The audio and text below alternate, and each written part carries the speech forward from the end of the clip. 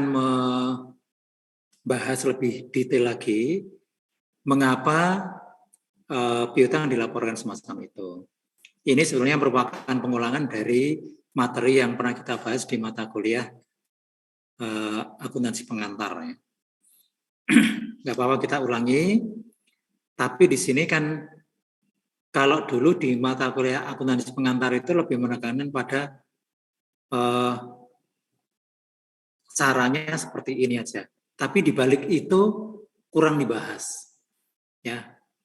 Atau dengan kata lain, di PA itu lebih banyak diajarkan, ya prinsipnya begini, pokoknya begini.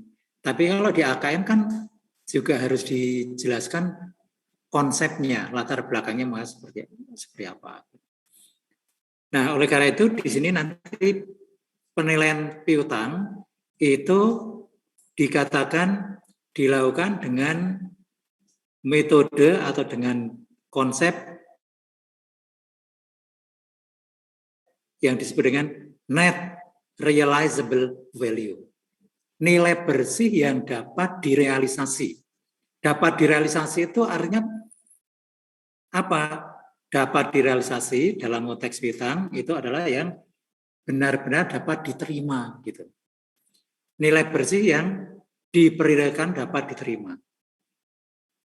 Nah, karena menurut standar akuntansi piutang dinilai sebesar NRV, ya, maka untuk bagian piutang yang tidak bisa direalisasi itu nanti harus disendirikan yang tadi kita kenal dengan istilah CKP.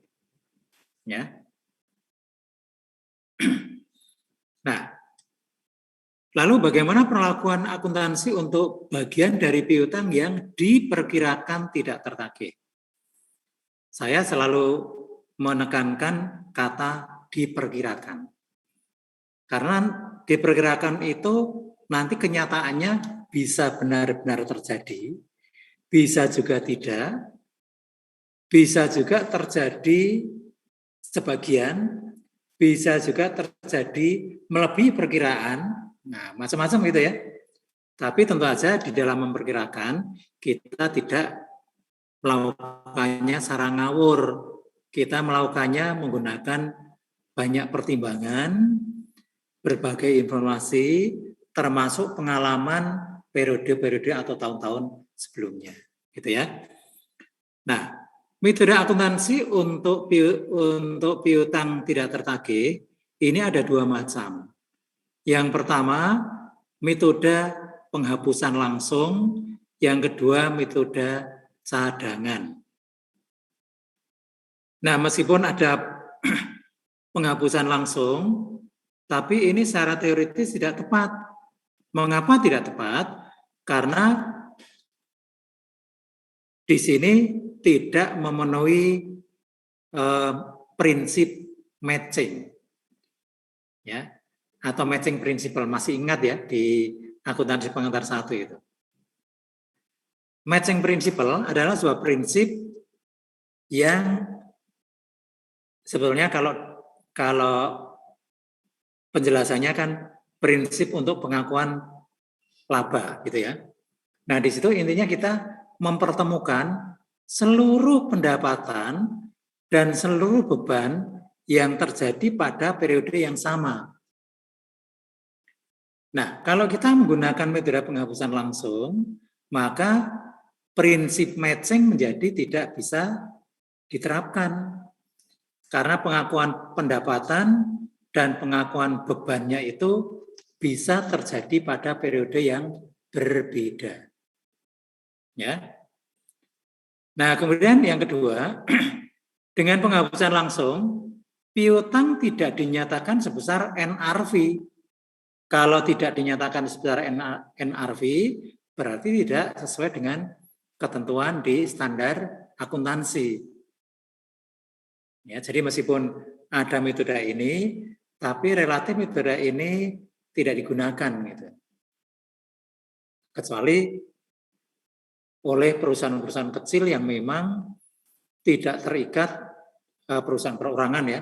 tidak terikat oleh publik, tidak harus melaporkan kemana-mana, hanya untuk kepentingan diri sendiri, nah itu sangat mungkin metode penghapusan langsung itu digunakan. Nah kemudian yang kedua metode cadangan. Dengan metode cadangan ini, maka kerugian diestimasi atau ditaksir. Ya, ditaksir, kemudian nanti akan ditampung dalam akun tersendiri yang kita kenal dengan nama CKP. Nah, lalu bagaimana cara menaksir kerugian piutang semacam ini? Ada dua macam. Yang pertama, menggunakan persentase dari penjualan. Yang kedua, persentase dari saldo piutang. Bedanya apa? Kalau persentase dari penjualan itu misalnya 1% gitu ya. Itu yang kita hitung adalah BKP. Jadi kita sekali ngitung sekian persen dari penjualan, ketemu namanya BKP, langsung kita bisa membuat jurnal.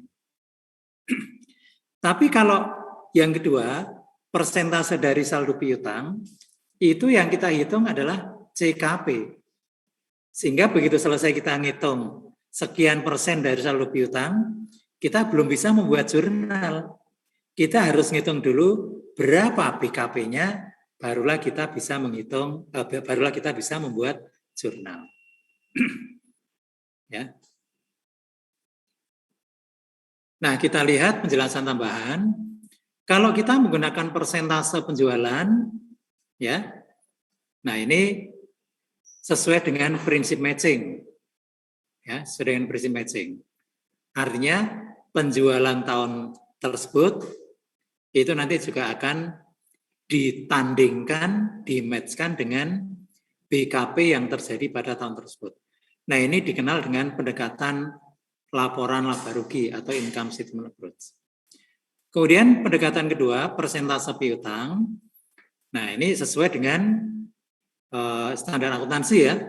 Di situ kita akan melaporkan sebesar NRV, yaitu sebesar piutang minus CKP. Nah, ini dikenal dengan istilah balance sheet approach atau pendekatan neraca, pendekatan laporan bersih keuangan. Oke, sekarang kita lihat ilustrasinya ya. Ilustrasinya, misalnya PT Merapi mengestimasi berdasarkan pengalaman masa lalu bahwa kira-kira 1% dari penjualan kredit tidak dapat ditagih. Nah, di sini ngitungnya itu ya seperti yang telah Anda pahami di praktikum siklus ya. 1%-nya itu bukan dari total penjualan, tapi hanya dari penjualan kredit. Karena kalau dari penjualan tunai kan ya uangnya sudah diterima, tidak perlu ada cadangan, tidak ada kerugian. Jadi dari penjualan kredit. Ya. Nah, jika pada tahun tersebut jumlah penjualan bersih 800.000, maka pencatatan BKP-nya adalah sebagai berikut. Pertama kita hitung dulu. 1% dari 800.000 ketemu berapa? 8.000, ya kan? Nah, 8.000 itu angka apa? 8.000 itu adalah angka BKP, beban kerugian piutang. Nah, karena BKP sudah diketahui, kita langsung bisa membuat jurnal seperti ini. Debit BKP, kreditnya CKP. Kalau diposting ke akun yang bersangkutan akan nampak seperti ini. Debit BKP ya 8.000, kreditnya CKP 8.000. Ya. Nah, jadi kalau pendekatan yang pertama ini memang ya sesimpel ini. Karena yang kita hitung adalah BKP. Ya sudah ketemu langsung kita buat jurnal.